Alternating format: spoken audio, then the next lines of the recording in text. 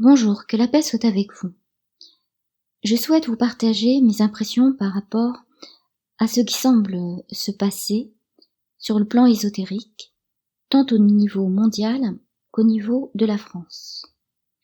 Bien évidemment, je n'en ai aucune connaissance. Simplement, je vais pointer du doigt quelques indices qui laisseraient deviner une action de cette trempe-là. Tout d'abord, je vais commencer par une confidence qui m'a été faite dans les années 90 et dont je me suis souvenue il y a quelques mois. J'ai hésité avant d'en parler, mais le sujet est trop grave pour que je ne le partage pas.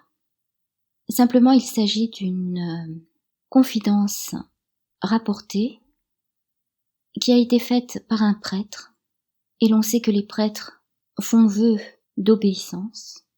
Il lui a été demandé de jouer la comédie à Medjugorje, cela afin d'ameuter les gens et de créer artificiellement une ferveur autour des prétendues apparitions de la Vierge Marie. C'était évidemment un cas de conscience et le prêtre devait être torturé, et peut-être qu'il a agi de cette sorte comme s'il jetait une bouteille à la mer, un message SOS qui à un moment donné devait parvenir à une personne, et il se trouve que c'est moi. Peut-être qu'il y a d'autres personnes qui ont été mises dans le secret, peut-être qu'elles ont été éliminées. Cela pour dire que depuis des décennies, il se trame quelque chose. Cela a une relation avec le soleil artificiel et donc la NASA. Ils ont la capacité de faire se produire les événements qui ont été annoncés par exemple dans le livre de la vérité, à savoir la croix glorieuse, le choc de météorites, etc. J'ai déjà développé le sujet amplement. Je vais simplement indiquer un lien vers une vidéo que j'ai dénichée où l'on voit des vacanciers dans les années 70 et l'on peut y admirer le ciel qui était encore turquoise, mais aussi la qualité des couleurs, les reflets dorés sur la peau des enfants et sur le paysage. Cela est important car le soleil éclairait le jour, qui le matin apparaissait plutôt blanchâtre et le soir bleuâtre. Mon hypothèse étant la suivante, on nous ferait croire à une sorte de fin des temps, peut-être aussi pour créer l'apostasie, pour séduire le plus grand nombre de personnes qui iraient à la suite de l'Antichrist, le prenant évidemment pour le Messie Jésus. C'est pourquoi il me semble important, désormais, de se signer chaque jour dans le nom de Dieu, le Père, le Fils et le Saint-Esprit. Car évidemment, il y a une tentative d'usurpation d'identité, et tout ce qui est rapporté à Medjugorje me semble très tendancieux, surtout en ce qu'il y a des explications naturelles à des réalités surnaturelles. Ça, c'est le premier point. On sait que l'Église catholique a été infiltrée, et ce pour l'affaiblir, pour en attaquer les fondements. Cependant, il faut savoir que l'Église, ce n'est pas seulement la communauté des croyants du monde visible, mais aussi celle du monde invisible, c'est-à-dire de ceux qui sont au purgatoire et ceux qui sont déjà au paradis, à savoir la communauté des saints. C'est un point important à souligner puisqu'il s'agit d'un combat spirituel contre Satan et son armée d'anges déchus, forces maléfiques. On sait que les ténèbres s'épaississent. Il est possible que ce que nous prenons pour de la nuit et qui est venu s'insérer dans le solstice d'été après l'année 1788 et dont on n'a pas de trace puisqu'à partir de 1789, l'almanach royal ne reportait plus le début et la fin du crépuscule. On sait que seule la lumière chasse les ténèbres, c'est pourquoi j'aimerais faire part d'une vision que j'ai eue il y a un an à peu près. Il y avait d'abord un groupe d'hommes restreints, parmi lesquels j'ai eu la certitude qu'il y avait le Saint Pontife élu de Dieu, Chacun d'eux, à tour de rôle, a reçu une bénédiction au nom du Père, du Fils et du Saint-Esprit, au cours de laquelle ils ont reçu une croix sur le front et un flot de lumière venant du ciel qui, à chaque fois, s'ouvrait pour déverser la lumière. Puis le groupe d'hommes s'est agrandi, peut-être de 2 personnes supplémentaires, je ne m'en souviens plus, et la même chose s'est répétée. Ensuite est venue une femme avec un cierge allumé, qui représente en fait chez les catholiques le cierge de baptême, et qui est relié à une vision précédente où un groupe beaucoup plus nombreux d'hommes et de femmes avait reçu un cierge avec une lumière divine. Il s'est produit la même chose pour cette femme, cependant, elle semble avoir reçu beaucoup plus de lumière que les hommes, peut-être autant que tous les hommes réunis. C'était très impressionnant et très surprenant. Après quoi, je me suis dit, peut-être était-ce la nouvelle Claire d'Assise ou Sainte Geneviève. Il y a beaucoup de saintes qui ont joué un rôle dans l'histoire et qui sont représentées justement avec un cierge allumé. Est-il possible que cette lumière ait été distillée entre-temps, préparant ainsi le renouveau de la foi catholique?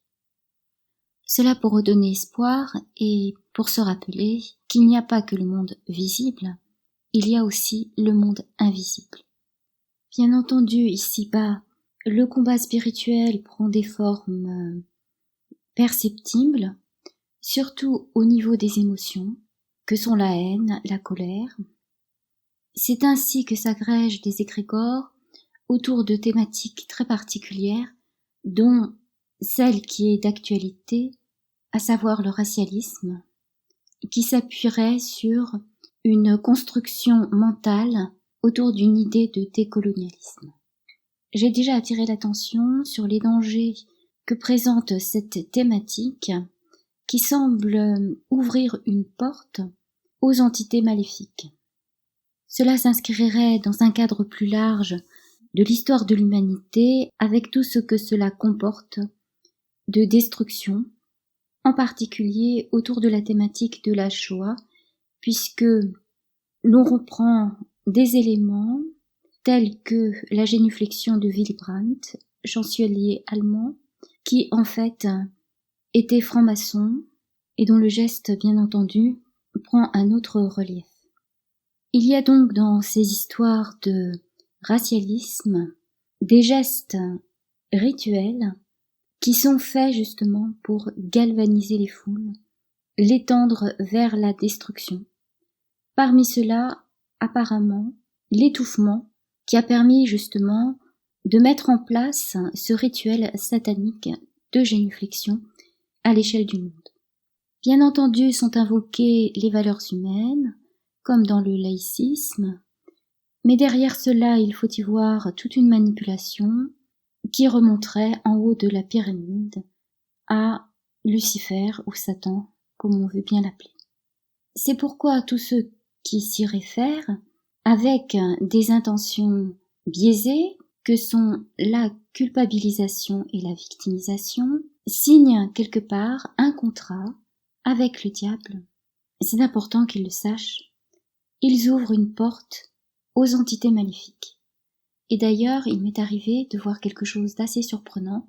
Lors d'une émission, une femme, d'un abord très sympathique, s'est mise d'un seul coup à évoquer les hommes blancs avec une haine indescriptible.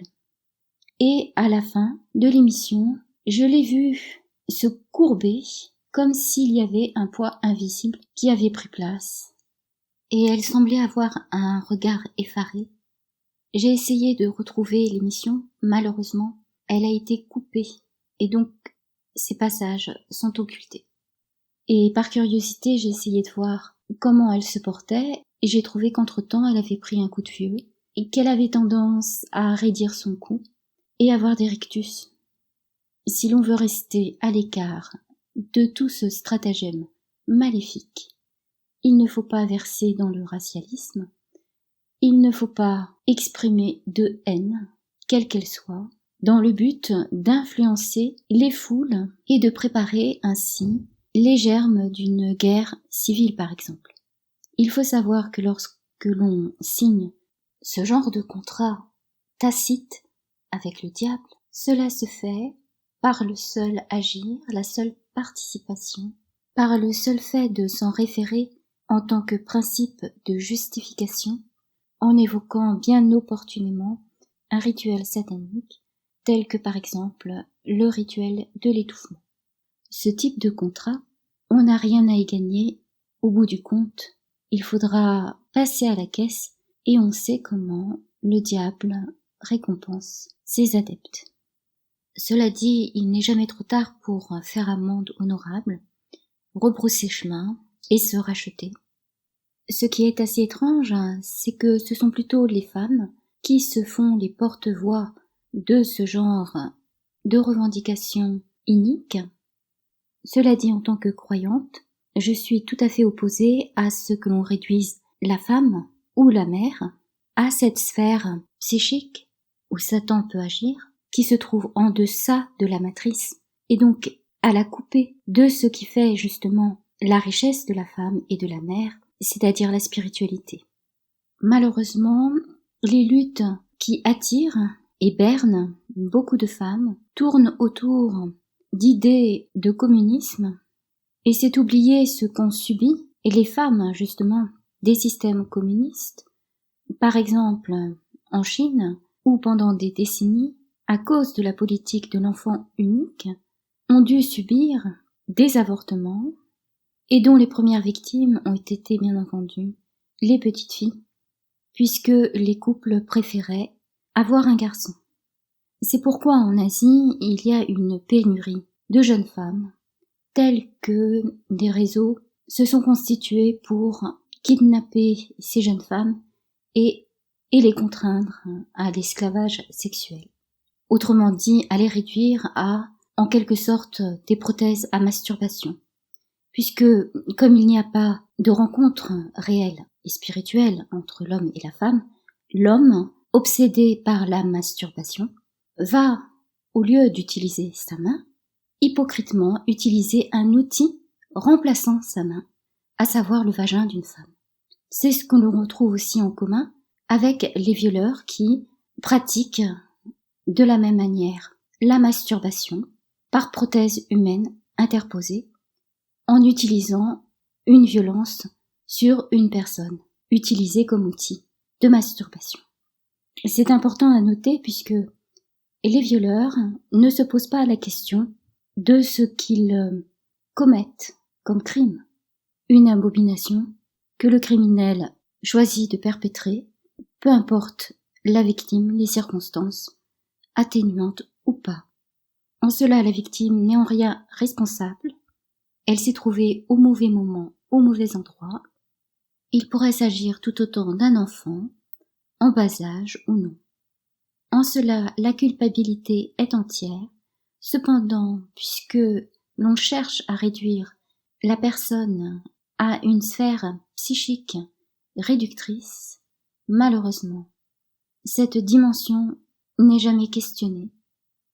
Et c'est pourquoi l'on peut se dire que ceux qui se disent croyants et qui n'y décèlent aucune culpabilité entière ont une spiritualité qui en fait est prisonnière de cette matrice où Satan peut agir, et se pourrait-il que ces derniers, en fait, adorent la divinité du phallus?